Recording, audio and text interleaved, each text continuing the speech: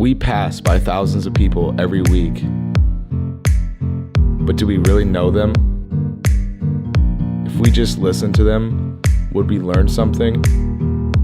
I'd like to introduce you to a friend of mine. This is Ordinary People. My name is Alyssa Lakota, and I'm from Pine Ridge, South Dakota. I moved here freshman year to live with my aunts, and I wasn't really smart and good kid. I don't know. I got in trouble because I snuck out, and I was in foster care, so I've been exposed to the chaotic part of it. I don't know. You grow up faster. Yeah, you have to go through a lot of trial and error. And then I dropped out of high school and realized I did not want to keep living the life I was living. And I would wake up at 6 in the morning, walk to school to see Haley and DJ go into high school, and then I would walk back for lunch and hang out with them at lunch, and then I would come back and meet them at the end of the day. And after doing that for a few months, I was just I'm already walking in West just to have lunch with my friends. I might as well go to school. So I put myself back in foster care at 17. My brother is named Carlito. He goes by Luca. He went to prison for 3 years. Before he got out of prison, I knew he was getting out, and I just didn't have any money on my own, but I knew I wanted to help him.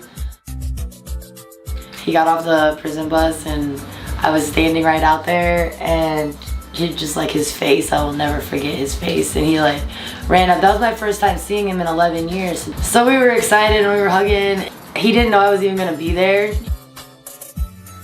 But also, I have all these new clothes. People donated so many clothes for him. I bought him 3 new pairs of shoes. I bought him a brand new iPhone with 2 months phone service, hygiene, just all kinds of things that he would need. And then also still had $800 left to give him over, thanks to my friends.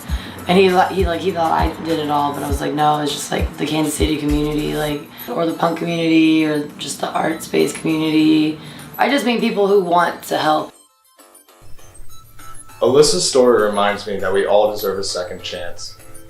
Even though she was young, she was wise enough to know that she needed to go back to school.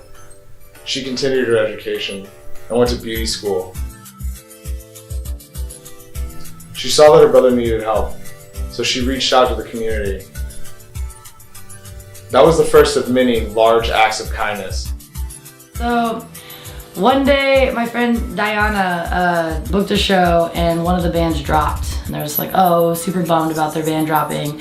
We were all just let's start a band. And they were just let's do it. And I was all right, yeah. And then they were you sing. And I was okay. And then the next morning I wake up and I was wow, I said I was gonna be in a band and I don't have the guts. And then I started writing songs, and after 2 band practices, we were getting there. The day before I'd ever had my first show, we recorded an entire demo.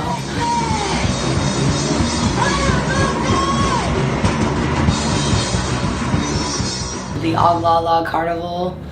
It was a benefit show, and in one night we made $1,500. That just went to the tribe. Oh, really? Yeah, that's just for native help, and I was blown away. I did not think that many people would come, and it was the most people we'd ever seen, at a show. We didn't have space for all of the stuff.